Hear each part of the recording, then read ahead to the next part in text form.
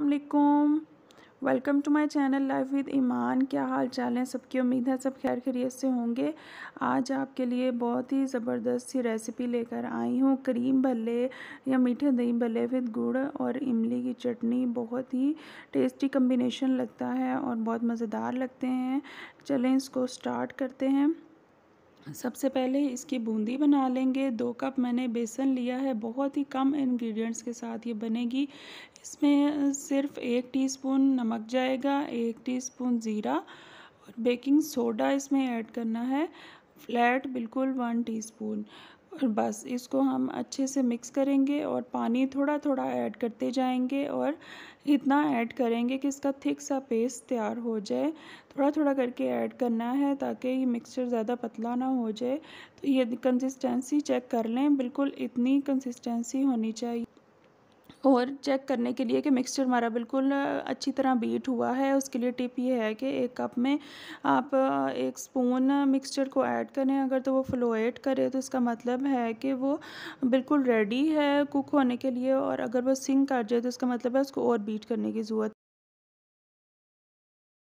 तब 2 स्पून की मदद से मैंने मिक्सचर को ऐड किया।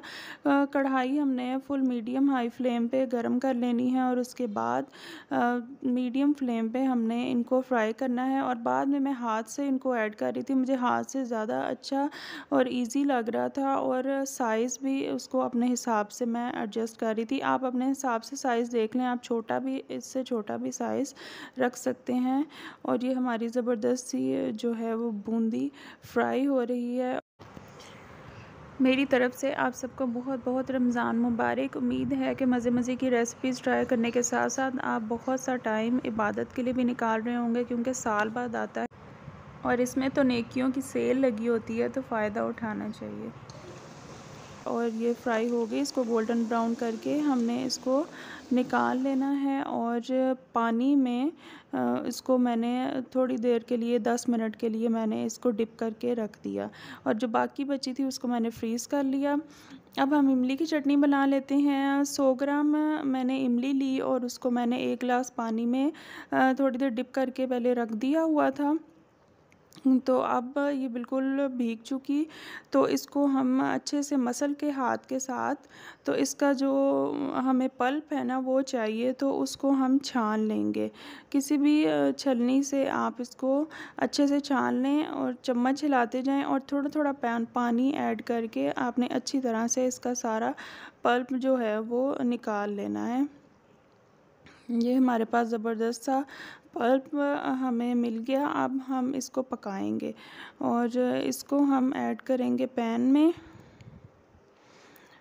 और इसमें हम ऐड करेंगे 1 टीस्पून ज़ीरा, और इसमें ऐड करेंगे 1/4 टीस्पून काला नमक, और इसमें 100 ग्राम ही जाएगी शक्कर। जितना इमली हमने ली है उतनी ही शक्कर हम इसमें ऐड करेंगे। और ये बहुत ही मीठी और मज़ेदार सी इमली की चटनी तैयार होती है। तो इसको हम उतनी देर पकाएंगे कि वो शक्कर इसके अंदर अच्छी तरीके से मेल्ट हो जाए। ये देखें, अब हम इसको निचोड़ लेंगे भलों को। 10 मिनट डिप हो गए, कितने स्पंजी से भले रेडी हुए हैं। और ये भी हमारी शक्कर जो है वो भी मेल्ट हो चुकी। तो अब हम इसमें शुगर ऐड करेंगे। 2 टेबलस्पून भर के मैंने इसमें शुगर ऐड की, और इसको भी हम, ये चटनी के अंदर शाइन लेके आएगी, तो इसको भी हम मेल्ट कर लेंगे। और इसका एक थिक सा पेस्ट हमने चटनी का रेडी करना है। ये देखें, बिल्कुल थिक सा पेस्ट रेडी हो गया और स्पून पे देखें कितनी शाइन आ रही है।